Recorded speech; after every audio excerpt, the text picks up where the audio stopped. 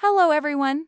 This is Laura, and welcome back to Become a Fluent English Speaker. Today, I want to start with a question that might make you uncomfortable.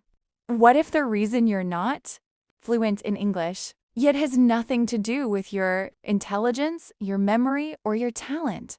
What if you've simply been learning English the wrong way? Now, before you panic, this is actually good news. Because if the problem is your method, you can change it. Many English learners spend years studying and still struggle to hold a simple conversation. They learn grammar rules, memorize vocabulary lists, complete exercises, and watch countless lessons. Yet, when it's time to speak, they freeze. Sound familiar? If it does, you're not alone. The truth is that many people learn English like a school subject instead of learning it like a language. And that's where the problem begins. Think about how you learned your first language. You didn't memorize thousands of vocabulary words before speaking. You didn't study grammar rules for years. You listened. You observed.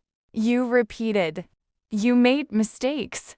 And slowly, naturally, you became fluent. But when people learn English, they often do the opposite. They spend most of their time studying about English instead of actually using English. One of the biggest mistakes learners make is waiting until they feel ready to speak. They think, I'll start speaking when my grammar is perfect. The problem is that day never comes. Fluency doesn't come before speaking. Fluency comes because of speaking. Every conversation, every mistake, and every attempt teaches your brain something valuable. Another common mistake is focusing too much on individual words. Many learners believe that a larger vocabulary automatically creates fluency. Vocabulary is important, but communication happens through phrases and patterns. Native speakers don't build every sentence word by word. They use language chunks that they've heard thousands of times. That's why listening is so important. The more English you hear, the more natural these patterns become. Let's talk about another mistake. Many learners spend hours studying but very little time listening. Imagine trying to become a great musician without listening to music. It sounds ridiculous, doesn't it? Yet, many people try to become fluent in English without exposing themselves to enough spoken English.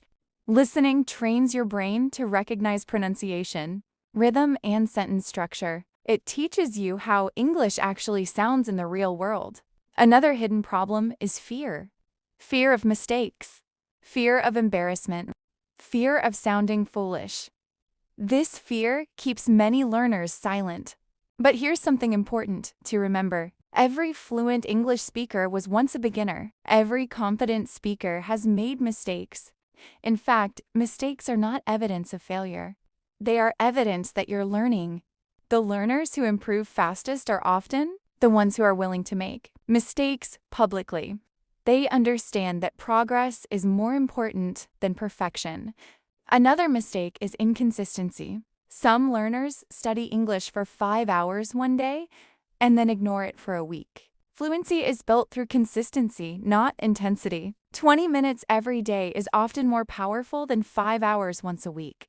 Language learning is like exercising. Small actions repeated consistently create long-term results. Here's another truth that many learners need to hear. You do not need to understand every word. Many people become frustrated when they watch a video or listen to a podcast and miss a few words. But fluent listeners don't focus on every word. They focus on meaning. They understand the overall message and let context fill in the gaps. This is a skill that develops with practice. The goal is communication, not perfection. So, what should you do instead? Listen more. Speak more. Read more. Think in English. Stop waiting for the perfect moment. Stop trying to be perfect. Start using English every single day, even if it's only for a few minutes. The more English becomes part of your daily life, the faster your fluency will grow. Remember, learning English is not a test that you pass one day.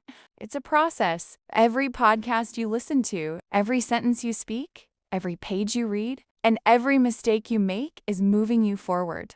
The learners who succeed are not necessarily the smartest. They are the most consistent. They keep showing up even when progress feels slow.